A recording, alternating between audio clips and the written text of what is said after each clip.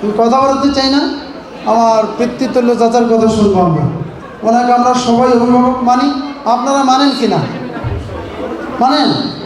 তাহলে গোবিন্দ চাচার কথাই শুনবো সব। নারী দিবস, আজকে নারী দিবস আমি কোনো নতুন করে দিবস বলতে চাই না। পুরুষ দিবস কোনো দিবস হওয়া উচিত না। উচিত হওয়ার দিবস হওয়া উচিত যেটা মানবতার দিবস। আমি মানুষ হিসেবে আমার কি কি অধিকার থাকা দরকার সেইগুলো নাই আমার সৈয়দপুরে। আমি বলতে চাই নারী দিবসে সৈয়দপুরের একটা মসজিদেও কোনো মসজিদে মেয়েদের জন্য নামাজের ব্যবস্থা নাই। মসজিদে শিন নামে একটা মসজিদ আছে আমাদের হামজাবাদ, ওখানে সেকেন্ড ফ্লোর মেয়েদের জন্য, কিন্তু কোনো মসজিদে, আরেকটা মসজিদ আছে আমাদের আহলে হাদিস মসজিদ বলে, সেখানে আমাদের মেয়েদের নামাজের ব্যবস্থা আছে, কিন্তু কোনো মসজিদেই নামাজের ব্যবস্থা নাই।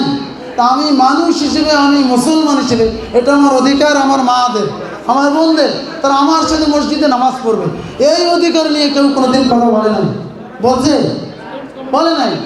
আজকে থেকে এই আন্দোলন শুরু হোক, সৈয়দপুরের প্রত্যেকটা মসজিদে মেয়েদের জন্য নামাজের ব্যবস্থা চালু করা হোক।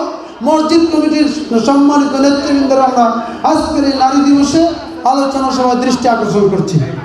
দ্বিতীয় কথা যেটা বলতে চাই, আমাদের সৈয়দপুর শহরে আমাদের মায়েরা বোনেরা চলাফেরা করেন, শপিং করেন, কিন্তু তাদের ওয়াশরুমের ব্যবস্থা নাই।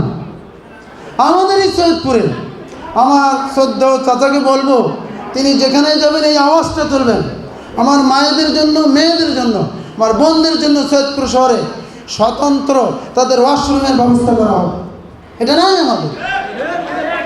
3 নম্বর যেটা বলতে চান, সৈয়দপুর শহরের প্রত্যেকটি প্রতিষ্ঠান প্রাতিষ্ঠানিকভাবে মেয়েদের জন্য সমস্ত সুযোগ সুবিধার ব্যবস্থা করার জন্য আমরা সবাই মিলে আজকে ঐক্যবদ্ধ আন্দোলন গড়ে তুলতে চাই।